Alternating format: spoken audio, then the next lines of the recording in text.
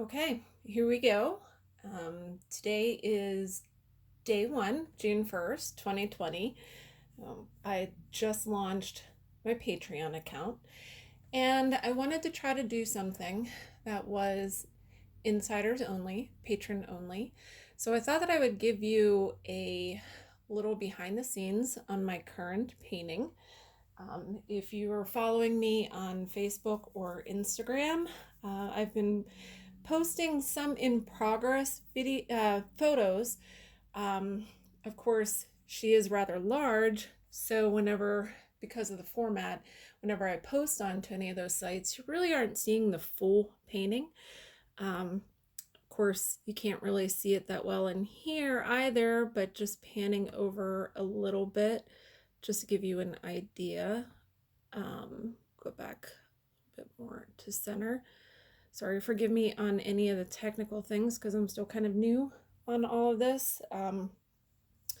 You'll see in the upper, I do have one of my reference pictures that I use. Of course, anytime with photographs, I do try to make a lot of changes. Obviously, with this one, with the branches and brambles coming out of her mouth, not really going to be taking any photographs of a model doing that.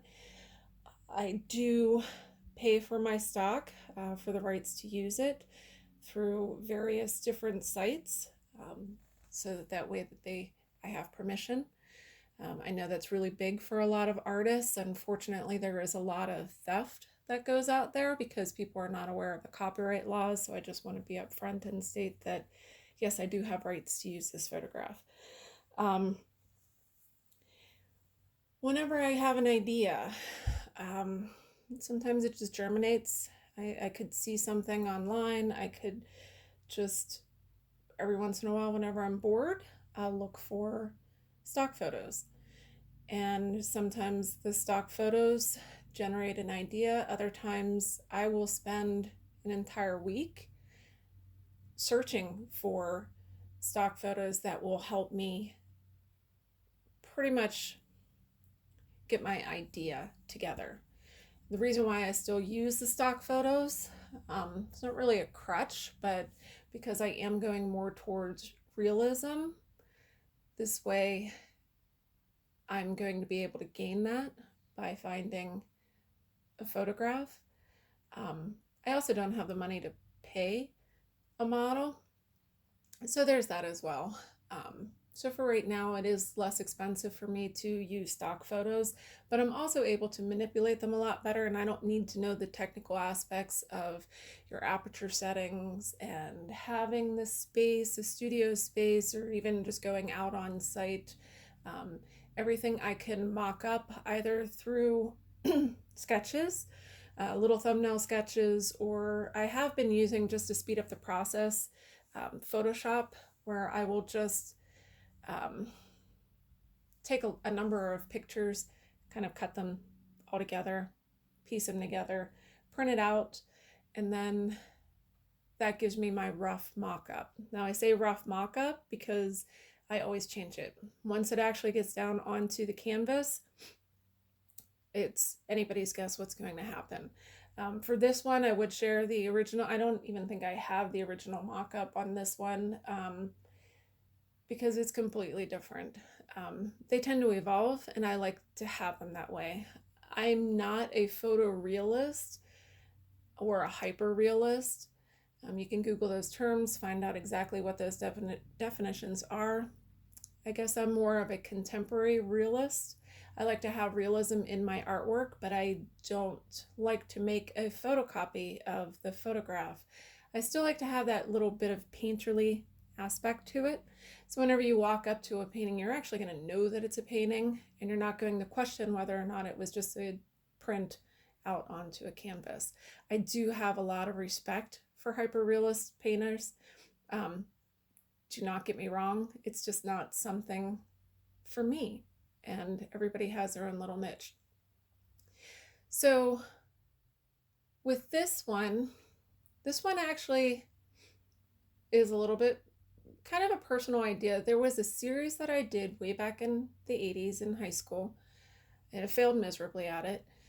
But I'm glad that I failed miserably at it because it kind of stuck with me, and it's something that has been at the back of my mind for something that I wanted to tackle later on. And the theme behind this is rape. Um, didn't really know how to translate that back in high school, um, not even in college. I don't really even know that would have been able to until this year or last year. I can't remember whenever I first came up with this particular idea. I know the image of a woman screaming has been in my mind for a very, very long time. And it does fit with that theme, with more or less, I wanted to show a physical representation of what is more of an internal dialogue, more of a primal scream. And whether or not the particular subject means anything, it's more or less an internal scream that a lot of people have. And I wanted to kind of show it visually. And the scream you see with the picture, the stock photo, is just a scream. It's chaotic, energetic, with the wind blowing her hair everywhere. But I wanted to really push that more. And I still floating around the idea of barbed wire and the branches and brambles and thorns. It wasn't enough just to have it all intertwined in her hair and surrounding her, having a maelstrom. I wanted it to be emanating from within as well. So that is why you see the branches coming out of her mouth. And it, again, is evolving. Some of the work that I just did on it yesterday, you can even just tell. I'm not sure. Let me just move in here a little bit. Pushing and pulling some of the hair along with the branches so that it's more organic in many respects. I'm not quite sure everything that's going to evolve within this painting. There is a lot of ideas that are in my head, a lot that I've put down on paper, I've played around with in Photoshop, but mainly I do the majority of my work in my head. And I like the paintings to evolve whenever I am painting as well. A lot of my fans, they will know that just by watching some of my work in progress. One of the most fun commissions that I did was Charybdis, and that one changed quite a bit. The headdress was supposed to be completely different, but as I started painting it, it just felt like it needed to be leaves and jewels, and her braid that she had just didn't feel right to be separate, so it evolved and became part of the cliff face. So I try to let the paintings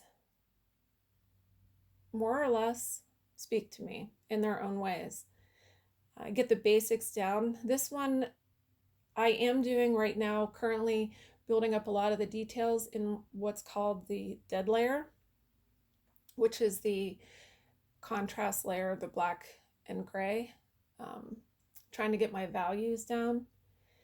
I do want to start color here soon though, because the color is really going to make this pop. Between the branches in her hair and a few other elements that I want to bring in. And I even just with some of the shadows right now coming through my front window, playing on the canvas, I now have an idea of the background, which was kind of lost for me before. So there you have it. Just me kind of rambling. This is just how it works. It's kind of hard to explain, but it's what I just allow the painting to become what it wants to become. And that's my cat, if that comes across on the video. He's kind of wondering why I'm talking to myself, so he decided to talk back to me. So hopefully, if this video goes well and I post it, hopefully there will be some more behind the scenes little videos, and you'll get a better idea of how I do what I do and why I do what I do. Thank you very much for your support, and hope that you continue. Thanks.